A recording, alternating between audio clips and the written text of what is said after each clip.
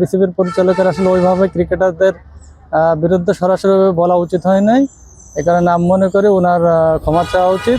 পরিচালক এবং কোচ প্লেয়ারদের সাথে একটা সামঞ্জস্যপূর্ণ বৈঠক করে একটা সুনির্দিষ্ট আলোচনা করে সামনের দিকে কিভাবে আগানো যায়। ক্রিকেট যে অনির্দিষ্টকালের জন্য বিপিএল বন্ধ হয়েছে এটা আমরা দুঃখ প্রকাশ করছি এবং বাংলাদেশের ক্রিকেটার সহ যারা ক্রিকেট কর্মকর্তা আছে উভয়েরই আচরণ এবং কথার দিকে সংযত হওয়া উচিত।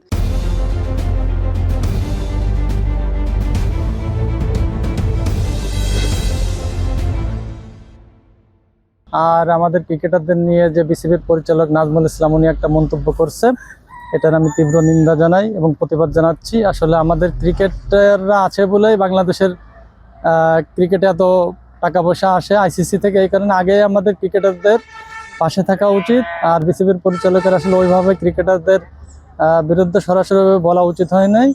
এ কারণে আমি মনে করি ওনার ক্ষমা চাওয়া উচিত।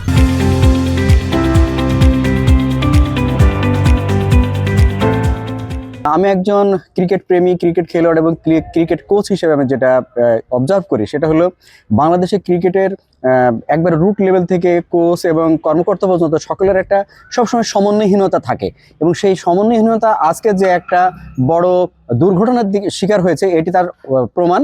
কারণ হলো আমাদের কারোর ভিতরে কারোর কোনো কমিউনিকেশন না। সব থেকে বড় বিষয় যেটা হলো যে অর্থনৈতিক যে বিষয়টা সেটাকে আমরা সবসময় প্রাধান্য বেশি দিই, ক্রিকেটটা আমরা ছোট মনে করি।